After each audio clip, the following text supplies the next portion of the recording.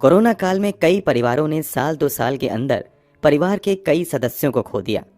आज की कहानी भी एक ऐसे ही परिवार की है जहां कुछ साल के अंदर बैक टू बैक 6 लोगों की मौत हो गई। मगर ये मौत उस दौर में हुई जब ना तो कोरोना था और ना ही मरने वाले को कोई दूसरी बीमारी थी। तो आखिर ये मौत कैसे हो रही थी? इसी सवाल का जवाब ढूंढता हुआ परिवार का एक सदस्य जब पुलिस के पास पहुंचा तो जो खुलासे हुए उसे सुनकर हर किसी के पैरों तले जमीन खिसक गई। सच्चाई यकीन से परे थी। इस केस को केरल के सबसे भयानक आपराधिक घटनाओं में से एक माना जाता है। तो आखिर क्या थी परिवार में लगातार हो रही मौत के पीछे की भयानक सच्चाई? इस पूरी साजिश के पीछे किसका हाथ था और आज इस केस की स्थिति क्या है? चलिए जानते हैं सब कुछ इस वीडियो में। इसी केस से जुड़ा एक बेहद ही अहम खुलासा फरवरी 2023 में ही हुआ है। इस खुलासे से इस पूरे केस की दिशा ही बदल सकती है। तो क्या है वो खुलासा, वो भी जानेंगे। ये पूरी कहानी केरल के पोन्नामट्टम परिवार की है। ये पूरा परिवार केरल के कोझिकोड़ा जिले के कूड़ाथाई गांव में रहता था। इस परिवार की गिनती गांव के सबसे संपन्न परिवारों में की जाती थी। इस परिवार के मुखिया का नाम टॉम थॉमस था। टॉम थॉमस की पत्नी का नाम अन्नम्मा थॉमस था। इनके 2 बेटे थे, रोजो थॉमस और रॉय थॉमस। 1997 में परिवार के बड़े बेटे रॉय थॉमस की शादी बड़ी ही धूमधाम से जॉलियम्मा जोसेफ नाम की लड़की से हो जाती है। लोग प्यार से इसे जॉली बुलाते हैं। शादी के बाद बहुत कम समय में ही जॉली घर में सबकी चहेती बन जाती हैं और परिवार का बहुत अच्छे से ख्याल रखती हैं। स्वभाव में काफ़ी अच्छी होने के साथ साथ जॉली एक धार्मिक प्रवृत्ति की महिला भी थी जो रोज़ाना चर्च जाया करती थी। जब जॉली की शादी रॉय थॉमस से हुई थी तब रॉय थॉमस कोई जॉब नहीं कर रहा था, बल्कि खर्च के लिए पिता से ही उसे पैसे मिलते थे। इसीलिए शादी के बाद भी जॉली अपनी पढ़ाई जारी रखती है और फिर शादी के कुछ समय बाद घर वालों को बताती है कि उसकी नौकरी नेशनल इंस्टीट्यूट ऑफ कैलिकट में लग गई है। कभी कभार होने वाली छोटे मोटे झगड़े को छोड़ दिया जाए तो ये परिवार बेहद ही खुशहाल परिवार था और सभी की जिंदगी काफ़ी अच्छे से चल रही थी। समय यूं ही बीत रहा था कि साल 2002 में जॉली की सास अन्नम्मा थॉमस की तबीयत अचानक से खराब हो जाती है। तुरंत उन्हें हॉस्पिटल में भर्ती कराया जाता है, जहां कुछ दिनों के इलाज के बाद उनकी तबीयत ठीक हो जाती है। इसके बाद उन्हें अस्पताल से घर भेज दिया जाता है। घर आए हुए 2 ही महीने बीते थे कि 22 अगस्त 2002 को एक बार फिर से अन्नम्मा थॉमस की तबीयत खराब होती है। इस बार उन्हें अस्पताल ले जाया जाता उससे पहले ही उनकी मौत हो जाती है। लक्षणों के आधार पर कहा जाता है कि ये मौत हार्ट अटैक की वजह से हुई है। मौत की असल वजह को समझने के लिए डॉक्टर की ओर से पोस्टमार्टम करवाने के लिए कहा जाता है, मगर परिवार वाले इस मौत को एक नेचुरल डेथ मानते हुए पोस्टमार्टम करवाने से इनकार कर देते हैं। इस तरह बिना किसी पोस्टमार्टम के ही अन्नम्मा थॉमस का अंतिम संस्कार कर दिया जाता है। घर के एक बेहद अहम सदस्य के अचानक से इस तरह चले जाने की वजह से सभी को काफ़ी गहरा सदमा लगता है और लंबे समय तक लोग परेशान रहते हैं। मगर बीतते समय के साथ एक बार फिर से सभी की जिंदगी वापस पटरी पर आने लगती है। अब परिवार में सबसे वरिष्ठ टॉम थॉमस थे। अब तारीख थी 26 अगस्त 2008। 4 दिन पहले ही अन्नम्मा थॉमस की 6ठी डेथ एनिवर्सरी मनाई गई थी। घर पर परिवार के दूसरे रिश्तेदार भी आए हुए थे। तभी परिवार में एक और मौत हो जाती है। इस बार परिवार के मुखिया यानी टॉम थॉमस की अचानक से मौत हो जाती है। शुरुआती जांच में इनकी भी मौत की वजह हार्ट अटैक को ही बताया जाता है। परिवार वाले टॉम थॉमस का भी पोस्टमार्टम नहीं करवाते हैं और उनका भी यूं ही अंतिम संस्कार कर दिया जाता है। परिवार में 6 साल के अंदर हुई 2 मौतों की वजह से काफ़ी कुछ बदल गया था। जहां पहले ये एक संयुक्त परिवार हुआ करता था, वहीं अब प्रॉपर्टी का बंटवारा घर के बाकी सदस्यों के बीच हो जाता है और लगभग सभी लोग अब न्यूक्लियर फैमिली के तौर पर रहने लगते हैं। पहले हुई 2 मौतों को लोग भुला भी नहीं पाए थे कि परिवार में अब तीसरे सदस्य की मौत हो जाती है। इस बार 9 सितंबर 2011 को जॉली के पति रॉय थॉमस की मौत हो जाती है। रॉय थॉमस का शव बाथरूम से बरामद किया गया था। क्योंकि पहले भी इस परिवार में 2 मौत अचानक से हो चुकी थी, इसलिए जब घर के तीसरे सदस्य की मौत भी अचानक से होती है तो परिवार के कुछ सदस्य इसे महज इत्तेफाक न मानकर किसी की साजिश मानते हैं और रॉय थॉमस का पोस्टमार्टम करवाने का फैसला करते हैं। पोस्टमार्टम में रॉय थॉमस के शरीर से साइनाइड जहर के अंश मिलते हैं। जब इस मामले में आगे जांच बढ़ाई जाती है तो पता चलता है कि रॉय थॉमस इन दिनों आर्थिक तंगी से गुजर रहे थे। रॉय थॉमस की पत्नी के मुताबिक फाइनेंशियल प्रॉब्लम की वजह से ही उनके पति ये रॉय थॉमस ने सुसाइड कर ली है। पुलिस की शुरुआती जांच में भी रॉय थॉमस के फाइनेंशियल प्रॉब्लम में होने की बात सामने आती है और इसे सुसाइड करार देते हुए केस को बंद कर दिया जाता है। केस भले ही बंद हो गया था, मगर परिवार में मौतों का सिलसिला रुकने का नाम नहीं ले रहा था। अब परिवार में अगली डेथ 24 फरवरी 2014 को होती है। इस बार मरने वाले शख्स का नाम मैथ्यू मंजाडियल था। मैथ्यू मंजाडियल अनम्मा थॉमस का भाई था। आपको याद हो तो थोड़ी देर पहले हमने बताया कि परिवार में सबसे पहले अनम्मा थॉमस की ही मौत हुई थी। मैथ्यू मंजाडियल की भी मौत अचानक से हुई थी। हालांकि इस मौत के बाद पोस्टमार्टम नहीं करवाया जाता है और इसे महज इत्तेफाक मानते हुए बात वहीं खत्म कर दी जाती है। परिवार में एक के बाद एक मौत हो रही थी, मगर किसी को समझ नहीं आ रहा था कि आखिर ये मौत कैसे हो रही है। शुरुआती पुलिस जांच में भी कुछ भी संदिग्ध नहीं मिलता है। आसपास ये चर्चा आम हो जाती है कि इस परिवार पर किसी बुरी आत्मा ने कब्जा कर लिया है। इस कारण एक के बाद एक संदिग्ध परिस्थितियों में लोगों की मौत हो रही है। वहीं कुछ लोग इस परिवार को किसी का श्राप लगने की बात करने लगते हैं। परिवार में हुए चौथे शख्स की मृत्यु के महज कुछ ही दिनों बाद एक और मौत होती है। इस बार रॉय थॉमस के चचेरे भाई साजू थॉमस की बेटी अल्फाइन सरखारियास की मौत होती है।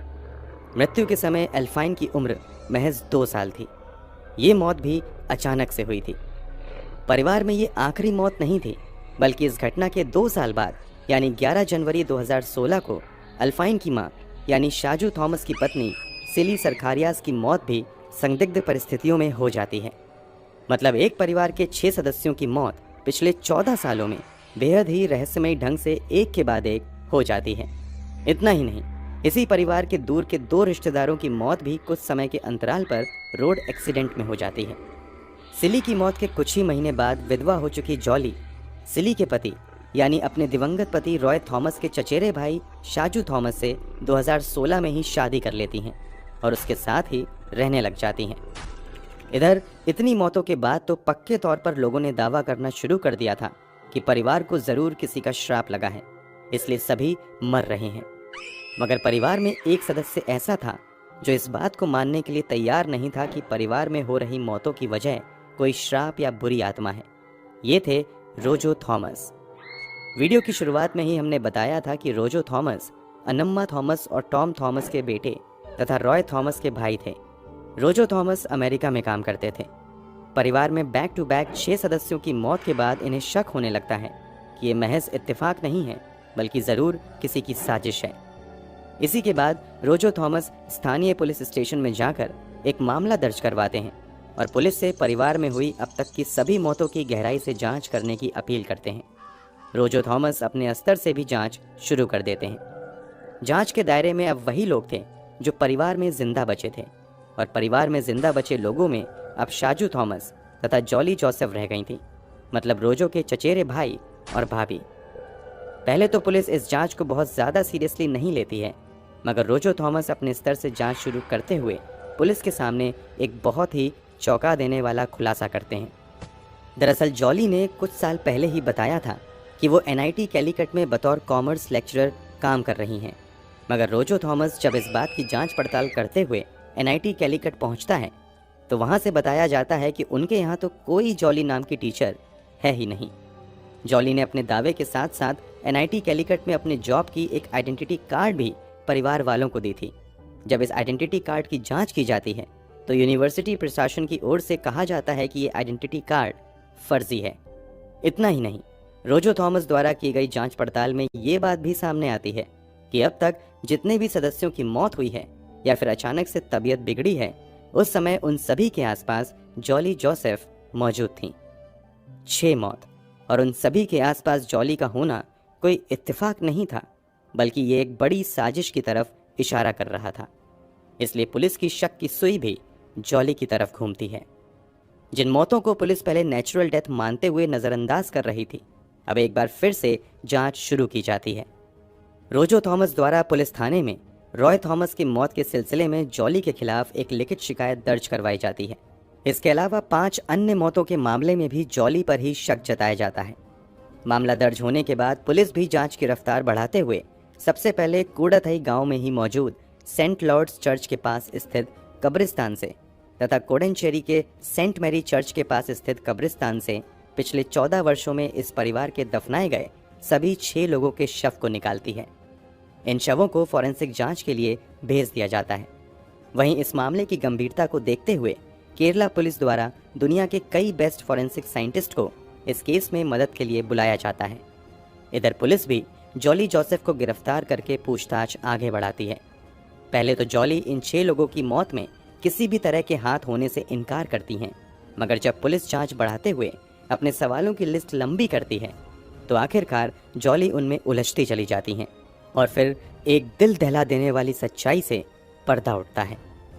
पुलिस के सामने जॉली इस बात को कबूल करती हैं कि उसी ने पिछले 14 सालों में परिवार के 6 लोगों को साइनाइड जहर देकर मारा है।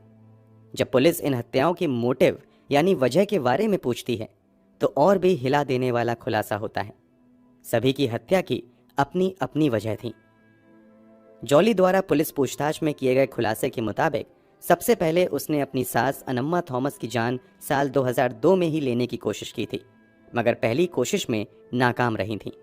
हालांकि दूसरी बार जब सभी लोग अपने अपने काम में व्यस्त थे तभी जॉली ने चुपके से अपनी सास के मटन सूप में साइनाइड मिला दिया। इस तरह साइनाइड मिला सूप पीते ही कुछ ही देर में अनम्मा थॉमस की मौत हो गई। अनम्मा की जान लेने की वजह यह थी कि परिवार से जुड़े सभी फाइनेंशियल फैसले अनम्मा ही लिया करती थी और पैसों का पूरा हिसाब किया करती थी। ये बात जॉली को पसंद नहीं आई, इसी वजह से उसने अनम्मा की जान ले ली। जॉली ने अपना दूसरा निशाना अपने ससुर टॉम थॉमस को बनाया था। इसके पीछे की वजह यह थी कि 2008 के आसपास जॉली के पति रॉय थॉमस फाइनेंशियल प्रॉब्लम में चल रहे थे। इस पर जब उसने अपने पिता से कुछ मदद मांगी तो टॉम ने बेटे रॉय थॉमस के हिस्से की 2 एकड़ जमीन बेचकर पूरा पैसा जॉली और रॉय थॉमस को दे दिया। इसके साथ ही उन्होंने ऐलान कर दिया कि अब इसके बाद परिवार के बाकी बचे प्रॉपर्टी में इन दोनों का कोई हिस्सा नहीं होगा। बस इसी के बाद पहले साजिश के तहत जॉली ने प्रॉपर्टी के फर्जी दस्तावेज बनवाए, जिसमें बाकी बची दौलत में भी रॉय थॉमस और जॉली को पूरा हिस्सा दिया गया। इसी के बाद टॉम थॉमस के खाने में भी जॉली ने चुपके से साइनाइड मिला दिया, जिसे खाते ही टॉम थॉमस की भी मृत्यु हो गई। इसी के बाद जब जॉली ने प्रॉपर्टी के दस्तावेज पेश किए थे तो रोजो थॉमस ने इस पर शक जताया था, मगर परिवार के किसी दूसरे सदस्यों का समर्थन रोजो को नहीं मिला और जॉली बच गई और फिर आगे उसने अपने पति थॉमस को ही मौत के घाट उतार दिया। खुलासे के मुताबिक रॉय थॉमस की आर्थिक स्थिति भी ठीक नहीं चल रही थी और वो शराब का आदी भी हो गया था। बस इसी बात से रॉय तथा जॉली में लड़ाइयाँ होने लगीं। इसी के बाद एक दिन मौका देखकर जॉली ने अपने पति रॉय थॉमस के खाने में भी साइनाइड मिला दिया, जिससे उसकी मौत हो गई। रॉय थॉमस की मृत्यु के बाद अनम्मा थॉमस का भाई यानी रॉय थॉमस के मामा मैथ्यू ही वो शख्स थे जिन्होंने रॉय के मौत को एक नेचुरल डेथ मानने से इनकार करते हुए पोस्टमार्टम की जिद की और उन्हीं की जिद पर पोस्टमार्टम किया गया। रॉय की पोस्टमार्टम में शरीर के अंदर साइनाइड के अंश मिलने की भी पुष्टि हो गई, मगर बड़ी चालाकी से जॉली ने पुलिस वालों को यकीन दिला दिया कि रॉय ने अपनी मर्जी से सुसाइड कर लिया है। चूंकि मैथ्यू ने पोस्टमार्टम की जिद की थी, इस कारण ये भी जॉली के निशाने पर आ गए और 2014 में एक दिन चुपके से मैथ्यू की कॉफी में जॉली ने साइनाइड मिला दिया, जिससे इनकी भी मौत हो गई। जॉली अपना अगला निशाना 2 साल की बच्ची एल्फाइन सरखारियास को बनाती हैं। दरअसल अपने पति की हत्या करने के बाद जॉली अपने ही पति के चचेरे भाई साजू थॉमस की तरफ आकर्षित होने लगती हैं, मगर समस्या ये थी कि साजू थॉमस शादीशुदा था और उनकी एक बेटी तथा पत्नी भी थी।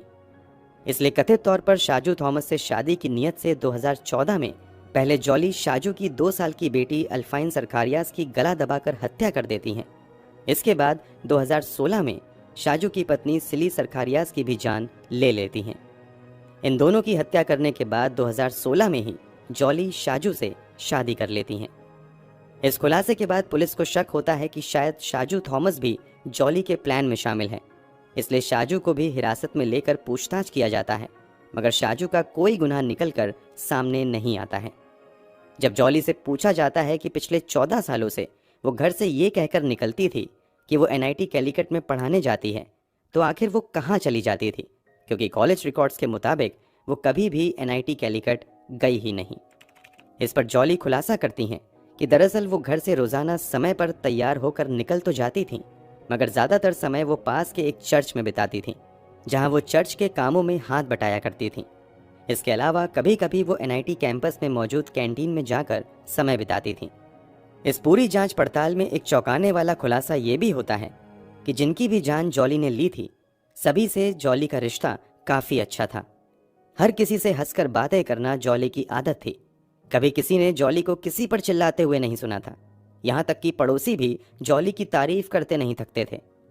खैर, जॉली के इस खुलासे के बाद फाइनली 5 अक्टूबर 2019 को 47 साल की जॉली जोसेफ को अपने सास ससुर और पति समेत परिवार के 6 लोगों की हत्या के आरोप में गिरफ्तार करके जेल भेज दिया जाता है।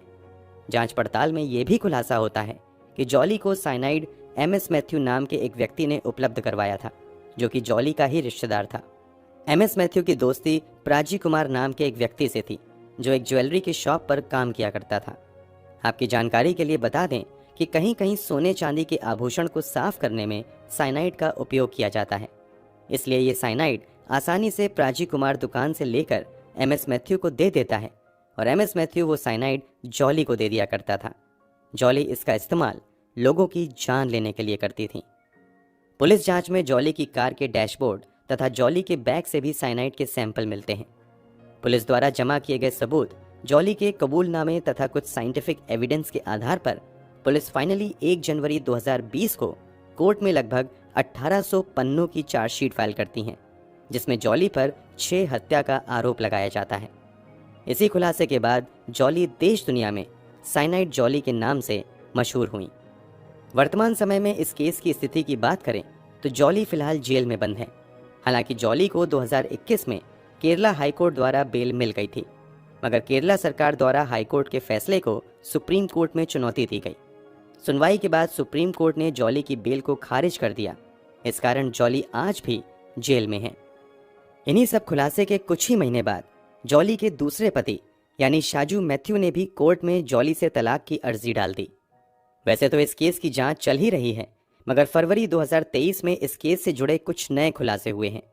दरअसल केरला पुलिस द्वारा लाश को उन सभी के कब्र से निकालकर जांच के लिए हैदराबाद के CFSL लेबोरेटरी भेजा गया था। यहां जांच के बाद रिपोर्ट्स में कहा गया कि बरामद किए गए 6 में से 4 शवों में साइनाइड के अंश नहीं मिले हैं, जबकि 2 शवों की जांच अभी भी हो रही है। इस दावे के बाद केरला पुलिस की ओर से बयान दिया गया है कि क्योंकि इस हत्या के कई वर्षों बाद शवों को निकालकर जांच की जा रही है, ऐसे में साइनाइड के अंश मिलना बहुत मुश्किल है।